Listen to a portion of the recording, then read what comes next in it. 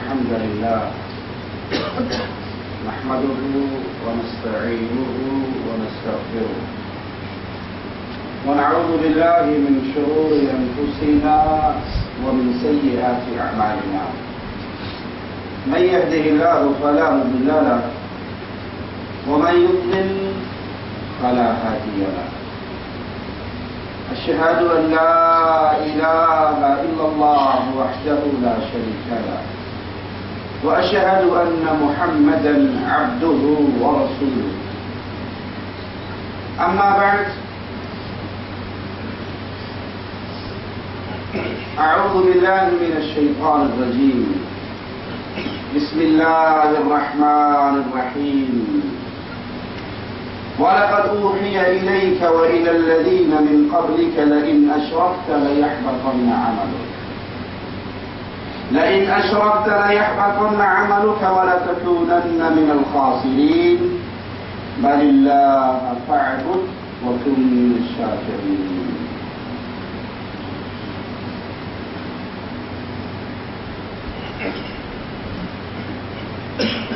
دین اسلام دین توحید ہے. عقیدہ توحید وہ عظیم عقیدہ ہے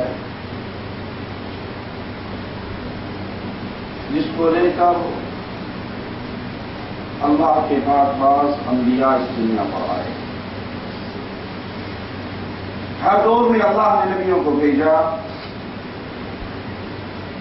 ہر دور میں انبیاء پیغام لے کر آئے، اور وہ پیغام کیا تھا وَلَقَدْ بَعَثْنَا فِي كُلِّ أُمَّةٍ رَسُولًا. ہم نے ہر قوم میں رسول بھیجے، امت میں رسول بھیجے، ایک پیغام دے کر اَنِ اعْبُدُوا اللَّهَ. عبادت حق ہے صرف ایک اللہ کا.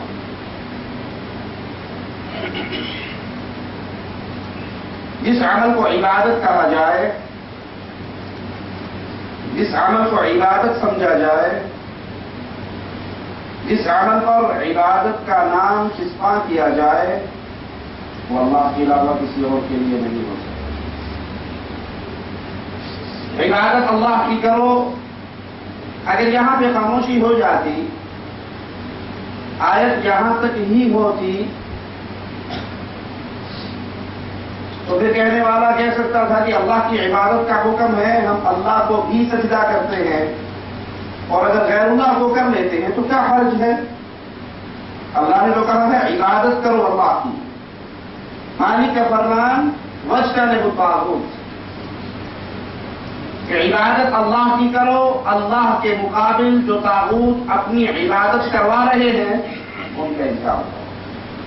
ہر دور کے نبی نے ہر امت کے سامنے پہلا پیغام لا الہ الا اللہ کا پیغام ہوتا ہے. تو یہ ایسا عجیب پیغام ہے، جس نے بھی یہ پیغام رکھا اس کی امت نے ظلم و ستم کے ہر حربے کو استعمال کر لیا. ہمارے امام الانبیاء، امام کائنات محمد رسول اللہ صلی اللہ علیہ وسلم یہی پیغام لے کر آئے تھے امت سے. قولوا لا الہ الا اللہ. لوگوں لا الہ الا اللہ کا اقرار کر لو، تفلحوا، کامیاب ہو جاؤ گے. تملک العرب والعجم. مکے کی سرداری پہ لڑنے والوں، دنیا جہاں کی سرداری عرش والا تمہیں عطا کر دے. اس بنیاد پہ لا الہ الا اللہ کی بنیاد ہے. لوگوں یہ لا الہ الا اللہ پیغام ہے، لا الہ الا اللہ دعوت ہے، لا الہ الا اللہ منہج ہے، لا الہ الا اللہ زندگی گزارنے کا طریقہ کار ہے، لا الہ الا اللہ جنت میں جانے کے لیے جنت کی چابی ہے.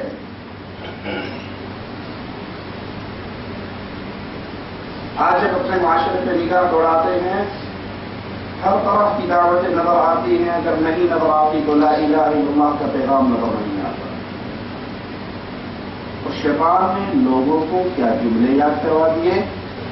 کہا جی اب نماز کی دعوت دیجیے کوئی حرج نہیں، روزے کی دعوت دیجیے کوئی حرج نہیں، صدقہ خیرات کی دعوت دیجیے کوئی حرج نہیں، ذکر اذکار کی دعوت دیجیے کوئی حرج نہیں، غریب کے حقوق، عورتوں کے حقوق، بچوں کے حقوق، نشیوں کے حقوق، ان سب کی طرف بلائیے، کھانا کھلائیے، لا الہ الا اللہ کی بات نہ کیجیے، امت میں توڑ پیدا ہو جائے گا۔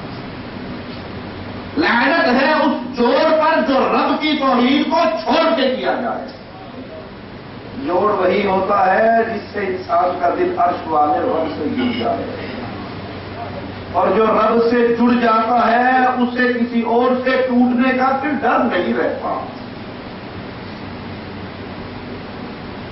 بادشاہ وقت ہے، مسجد میں بیٹھا ہے، رب کے گھر میں بیٹھا ہے، رب کے بندے نے ہاتھ آسمان کی طرف اٹھائے ہوئے رو رہا ہے۔ بادشاہ کہتا ہے کیوں روتا ہے؟ بادشاہ ہوں مانگ کیا مانگتا ہے، جو مانگے گا دے دوں گا۔ جواب میں کہتا ہے رب کے گھر میں بیٹھ کے تجھ سے مانگوں اپنے اللہ سے، بڑی شرم آتی ہے۔ ڈھیریوں پہ گرنے والوں، قبروں پہ گرنے والوں، مردوں کے استنجے کروا کے ان کو 4 کندھوں پہ اٹھا کے قبر میں ڈال کے پھر کہنے والوں آئے ہیں تیرے در پہ داتا کچھ لے کے جائیں گے۔ یہ کہہ رہا ہے رب کے گھر میں بیٹھ کر، رب کو چھوڑ کر تجھ سے مانگوں، اپنے اللہ کو کیا منہ دکھاؤں گا؟ بادشاہ پیچھے ہو کے بیٹھ جاتا، یہ دعا کر کے باہر نکلتے ہیں، بادشاہ پیچھے چل پڑتا ہے، خلیفہ پیچھے چل پڑتا ہے۔ تو نے کہا تھا رب کے گھر میں بیٹھ کے، رب کو چھوڑ کے تجھ سے مانگوں، شرم آتی ہے۔ اب تو رب کا گھر نہیں ہے، اب تو باہر آ گئے، کیوں رو رہے تھے؟ مانگو، بادشاہ وقت ہوں، خزانوں کا مالک ہوں، بہت کچھ ہے میرے پاس، دے دوں گا۔ کہا کیا مانگوں؟ آخرت کا مانگوں یا دنیا کا مانگوں؟ کہا آخرت میں جیسے تو رب کا مانگتا ہے میں بھی رب کا مانگتا ہوں، میرے پاس تو درہم و دینار ہیں۔ کہا بھلے آدمی دنیا کی بات کرتا ہے، دنیا کو دنیا والے کے گھر میں بیٹھ کر دنیا کے مالک سے نہیں مانگا، تجھ سے کیا مانگا؟ اس کا تعلق اپنے رب سے جڑ جاتا ہے، اس کا رشتہ رب سے بن جاتا ہے۔ جو رب کی توحید کی غیرت کو سمجھ جاتا ہے پھر اس کی زندگی میں انقلاب آتا ہے۔ مصطفیٰ علیہ السلام بھیجتے ہیں جاؤ قوم کو پیغام دے کر آؤ، پیغام مصطفیٰ پہنچا کر آؤ، اور وہ پیغام ہے قولوا لا الہ الا اللہ۔ قوم کے چوراہے پہ کھڑے ہوتے ہیں، کہتے ہیں اپنے رسول کا پیغام لے کر آیا ہوں، اور پیغام ہے قولوا لا الہ الا اللہ۔ ظالم پیچھے سے آتا ہے، نیزے کا وار کرتا ہے، نیزہ چھاتی کو چیر جاتا ہے، چھاتی سے نیزہ نکلتا ہے، زبان سے جملہ نکلتا ہے، کعبے کے رب کی قسم میں کامیاب ہو گیا، بیوی بیوہ ہو گئی، بچے یتیم ہو گئے، زندگی موت میں بدل گئی، دنیا اندھیری ہو گئی۔ یہ کیسی کامیابی ہے؟ وہ کہہ رہا ہے کعبے کے رب کی قسم میں تو کامیاب ہو گیا۔ دنیا کے بگڑ جانے کی کامیابی، جنت بن جانے کی کامیابی۔ بنیاد کیا ہے؟ لا الہ الا اللہ۔ یہ لا الہ الا اللہ جنت میں لے جانے والی چیز ہے۔ یہ لا الہ الا اللہ مصطفیٰ علیہ الصلوۃ والسلام فرماتے ہیں من قال لا الہ الا اللہ، جو اپنی زبان سے لا الہ الا اللہ کا اقرار کرتا ہو، شرط کیا ہے؟ اس کا دل سچا ہو، وہ دل سے خالص ہو، وہ رب کی رضا چاہتا ہو۔ جو لا الہ الا اللہ کا اقرار کرے اور کسی حال میں مر جائے کہ اس کا دل و جان لا الہ الا اللہ کو جانتا ہو، یہ مرے گا اور جنت میں داخل ہو جائے گا۔ شرط کیا ہے؟ وہ لا الہ الا اللہ کے تقاضوں کو سمجھتا ہو، وہ لا الہ الا اللہ کی ڈیمانڈ کو مانتا ہو۔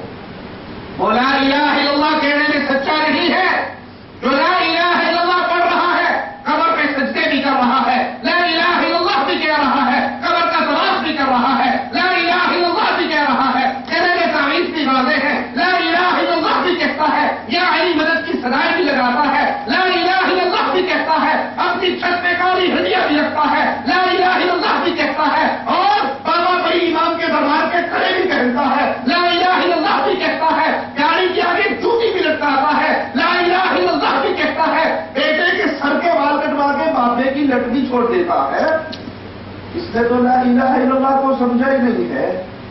یہ لا الہ الا اللہ وہ عظیم نعمت ہے۔ موسیٰ علیہ السلام عرض کرتے ہیں ابا کوئی ایسا وظیفہ بتا دو، کوئی ایسا ذکر بتا دو جس کو کر کے آپ کے اور قریب ہو جاؤ۔ کہا موسیٰ پڑھا کرو لا الہ الا اللہ، لا الہ الا اللہ۔ کہا رحمان یہ تو سارے ہی پڑھتے ہیں، میں نے تو کو اسپیشل مانگا تھا۔ کہا موسیٰ تم اس لا الہ الا اللہ کو کیا جانتے ہو؟ سنیے گا، دعوت لا الہ الا اللہ کو ترک کر کے جوڑ کے نام پہ، چندوں کے نام پہ، الیکشن کے نام پہ، جمہوریت کے نام پہ کمر پاستوں کو سینے سے لگانے والوں، یہ لا الہ الا اللہ کیا قیمتی چیز ہے۔ کہ موسیٰ علیہ السلام اس لا الہ الا اللہ کو کیا جانتے ہو؟ اگر سات آسمان کی مخلوق، سات آسمان کی مخلوق، مصطفیٰ علیہ السلام نے فرمایا آسمان میں فرشتوں کی مسجد ہے، 70,000 فرشتہ روزانہ نماز پڑھتا ہے، جو ایک دفعہ پڑھ لیتا ہے اسے قیامت تک دوبارہ موقع نہیں ملتا۔ مصطفیٰ علیہ السلام فرماتے ہیں آسمان چیختا ہے، چچراتا ہے، اور اس کو حق ہے کہ وہ چیخے۔ آسمان پہ 4 انگلی کی بھی کوئی جگہ ایسی خالی نہیں ہے جہاں فرشتہ سجدے یا رکوع میں نہ پڑا۔ مصطفیٰ علیہ السلام میرے ماں باپ قربان جائے میرے آقا علیہ السلام پر بیان فرماتے ہیں میں نے جبرائیل کو اس کی اصلی شکل میں صرف 2 دفعہ دیکھا تھا۔ ایک دفعہ دیکھا میں نے جبرائیل کے پروں کو گرنا شروع کر دیا، جبرائیل کے جسم پہ 600 پر تھے۔ میں نے دوبارہ دیکھا، آسمان سارے کو دیکھ لیا، مجھے آسمان کا کوئی کونا بھی نظر نہیں آیا۔ جبرائیل نے 600 پروں میں سے 2 پر کھولے تھے، وہ ملائکہ، اور میرا رب فرما رہا ہے آسمان